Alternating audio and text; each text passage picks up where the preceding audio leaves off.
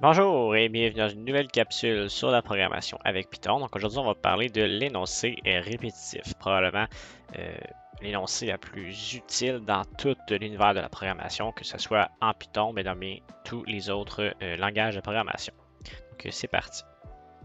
Donc pour l'énoncé répétitif, on va utiliser l'énoncé plutôt fort, donc FOR pour en français, c'est pareil. Donc ça le dit, l'énoncé répétitif, on l'utilise vraiment pour lorsqu'une action est répétée. Donc c'est vraiment lorsqu'il y a un effet de répétition qu'on utilise pour éviter à réécrire une même ligne plusieurs fois et puis pour parcourir les éléments d'une liste. Donc on va voir la structure. Donc voilà comment se présente une boucle, c'est vraiment simple. On a for x in y, donc littéralement pour tous les x dans y. Donc, et le bloc d'énoncé répété va être indenté à l'intérieur de la boucle. Donc, x, c'est le nom donné à la variable. Là, vous pouvez donner le nom que vous voulez, ça n'a pas vraiment d'importance. Généralement, on utilise des noms simples et courts, simplement parce que c'est plus utile dans les énoncés, pour bien se comprendre. Et y, c'est l'élément itérable. Donc, je rappelle qu'un élément itérable, c'est un élément un objet plutôt, qui peut retourner chaque élément un à la suite de l'autre, donc un à la fois, qui le compose. D'accord? Donc, par exemple, une liste, un dictionnaire, même une chaîne de caractères. Donc, c'est tous des éléments itérables. Voilà.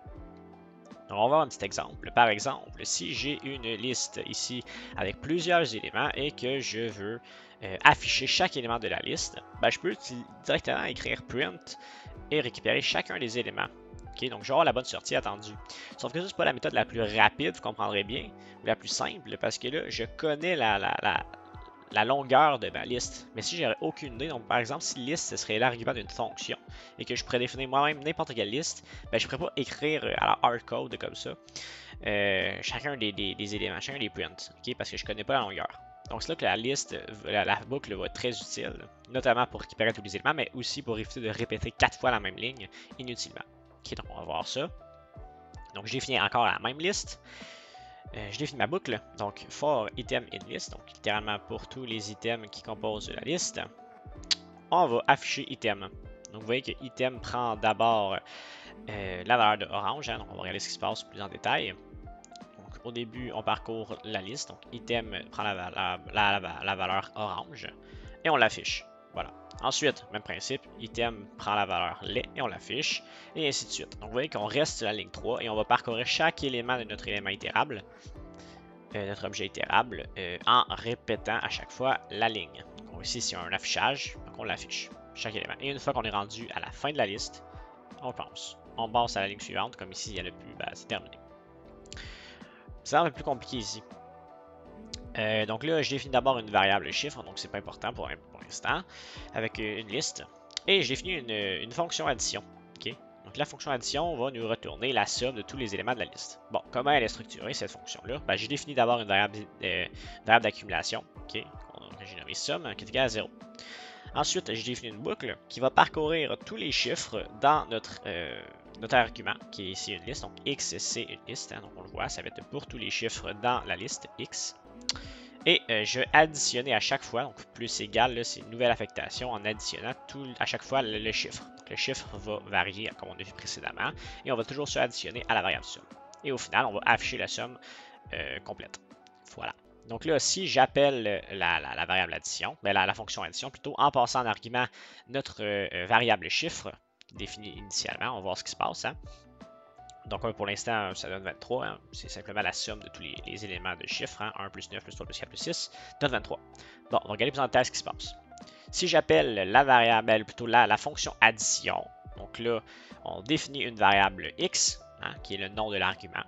Donc x est défini comme étant un 9, 3, 4, 6 dans la liste. Et on passe à la ligne suivante. On rentre à l'intérieur. Bon, on définit la variable somme, on la met égale à 0. On rentre ensuite dans la boucle. Donc pour l'instant, il ne se passe rien. On sait qu'on rentre dans la boucle. Et on rentre, on commence. Donc au début, la première variable chiffre va être associée à l'élément 1 de la liste, qui est 1 ici. Donc le chiffre est égal à 1 et la somme, on l'additionne. Donc la somme initialement était à 0, maintenant elle est rendue à 1. Voilà. Ensuite, on passe au second élément de la liste, 9, et on l'additionne à la somme. Voilà, nouvelle affectation, donc somme est à 10. Ensuite, chiffre égal à 3, on l'additionne, et ainsi de suite. Donc vous voyez qu'à chaque fois, c'est la même ligne qui se répète. Simplement, on change, on passe à chaque fois à la variable suivante, ou plutôt à l'élément suivant, et on remplace le nom de la variable. Voilà. Et au final, une fois que la boucle est terminée, qu'on a itéré sur tous les éléments, on passe à la ligne suivante qui est ici d'afficher somme. D'où l'apparition de 23. Voilà. Donc pour voir tous ce code en détail là, étape par étape, je vous conseille de lire le fil numéro 7 donc, du forum. Donc ça explique en détail comment fonctionne. Là, vous avez l'exécution pas à pas. Okay? Donc moi si je le fais sur un affichage un peu différent, mais vous pouvez voir vous-même directement en passant par le forum lorsque vous êtes sur vos exercices ou même des quiz, peu importe. Voilà. Donc, on va maintenant deux éléments très importants, le break et continue. Donc, continue et break, ça, c'est deux éléments qu'on utilise dans les boucles. Vous l'aurez compris, break, c'est pour casser la boucle et continue, c'est pour continuer. Donc, passer à l'élément suivant.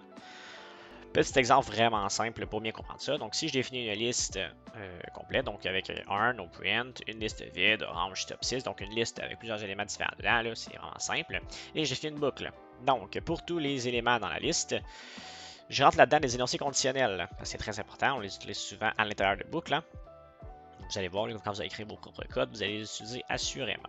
Donc, si x est strictement égal à stop, donc si en parcourant l'élément de ma boucle, x prend la valeur stop, moi je veux break ma liste. Donc je veux break ma boucle. Donc je veux que ma boucle arrête là et que je sorte automatiquement. Donc si on voit le break, automatiquement on va sortir de la boucle. Donc on va ici dans ce cas-ci, on se rendrait directement à la ligne 7.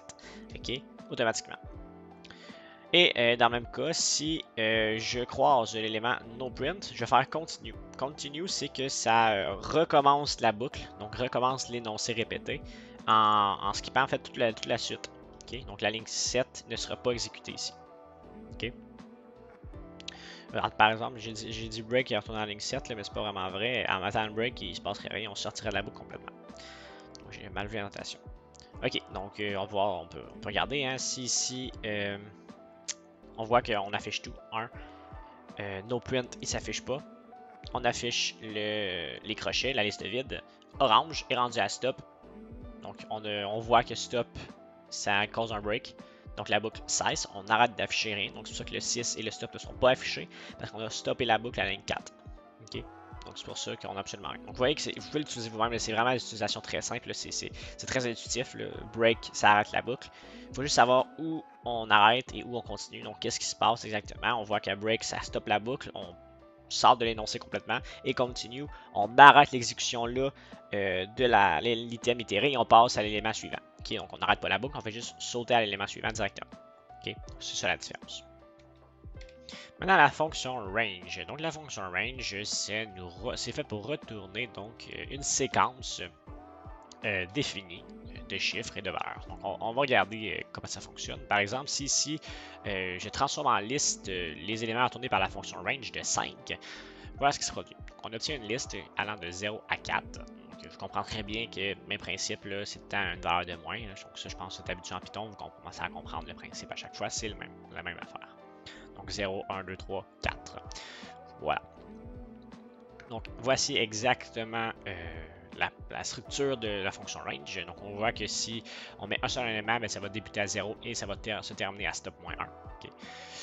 Ensuite, si on met deux éléments, donc il va y avoir le début et la fin, début à start et se termine à stop.1, même principe, encore à stop.1. Et finalement, si on met trois éléments, ça va débuter à l'élément de début, s'arrêter à stop.1, mais avec des sauts de step en fait. Donc si je mets 4, ben, ça va sauter 4 chiffres à chaque fois. Okay. Donc j'invite à l'utiliser, juste faire print, list, range, puis de vous amuser avec ce que vous voulez. Là. Pareil, si je mets une valeur négative, ça va être dans l'autre sens. C'est un peu comme le découpage, c'est vraiment mieux de l'essayer par nous-mêmes pour bien comprendre. Okay. Voilà. Donc par défaut, c'est égal à 1. Hein, je pense que vous l'aurez compris. Voilà. Donc, petit exemple, si je fais for i in range de 0 à 10 en faisant des sauts de 2 et que j'affiche i, donc là j'ai mis un end égal à ça parce que par défaut print il nous met un saut de ligne à chaque fois qu'on exécute le print. Donc moi je veux pas avoir de saut de ligne, je veux que les éléments s'affichent un à la suite de l'autre et non pas un à chaque fois sur la ligne. Donc on obtient 0, 2, 4, 6 et 8. Voilà. OK. Et là j'ai réalisé qu'il y a une petite erreur ici. simplement parce que il n'y a pas de sort de virgule, parce que le end, j'ai mis des espaces, j'ai pas mis des virgules, donc les virgules ne sont pas censées être là dans la sortie du code. Ok, donc c'est pas vraiment grave, là, vous comprenez le principe, il n'est pas là à comprendre. Ok, voilà, donc on part à 0, on finit à 10 et on saute de 2 à chaque fois. Donc là, l'utilisation de range peut paraître un peu plus complexe, mais regardez, on va remplacer le range par un élément beaucoup plus simple. Au lieu d'avoir un range comme ça, ben, c'est exactement l'équivalent d'avoir fait ça. Ok? Donc c'est pareil, pareil, pareil. Le range va nous retourner exactement ça. Okay? Évidemment, il ne retourne pas sous forme de liste, mais il nous retourne quand même une séquence très similaire. Okay? Voilà. Dites-vous que le range nous crée une liste et qu'on va itérer sur chaque élément de la liste. Et la liste est composée de chiffres. Voilà. Ou de nombres, là, peu importe. Là. Mais voilà. Maintenant, la définition en compréhension en utilisant une boucle. Donc, pour utiliser ça, ça peut paraître compliqué, mais ça va être vraiment simple. Donc, on va utiliser les crochets pour faire ça. Okay? Donc, en fait, comment ça fonctionne, ça le dit, hein, c'est l'expression qu'on veut répéter. Et ensuite, on va mettre l'énoncé répétitif à la suite de cette expression-là, okay? Contrairement à l'indentation habituelle. Donc, cette expression pour tous les variables dans l'élément itérable. Okay? Petit exemple ici, je vais définir une variable A, okay? Une liste associée à la variable A. Donc là, l'expression, ça va être i exponentielle 2 pour tous les i dans l'élément itérable ici qui est un range. Okay? Donc je vous rappelle, le range peut être simplement une liste, ce serait le même principe. Donc on va juste itérer sur chaque élément de ce range-là et on va le définir, donc exécuter l'expression à chaque fois en modifiant la valeur de i. Okay? Donc c'est juste pour éviter d'indenter puis de sauter les lignes inutilement. Okay? Donc vous voyez qu'on obtient bien en sortir la même chose que si j'avais utilisé l'autre méthode. Okay? Mais c'est vraiment en compréhension, il y en a qui vont toujours tout mettre en compréhension. C'est pas non plus un élément. Si vous n'êtes pas très à l'aise avec, utilisez-le pas du tout, c'est pas la fin du monde, surtout à votre niveau. Vous n'avez jamais besoin d'utiliser, ok? Donc on va l'utiliser simplement, souvent pour définir des variables, définir des listes, définir des trucs vraiment qu'on connaît. Qu'on connaît la séquence, c'est vraiment quelque chose de simple qu'on peut utiliser, mais vous n'avez pas besoin de toujours l'utiliser, ok? Donc dans ce cas-là, c'est simple, on l'utilise pour vous le montrer, mais c'est pas nécessaire. Okay? Il y en a qui font pratiquement tout en compréhension, ce que j'encourage absolument pas, parce que généralement ça peut être compliqué.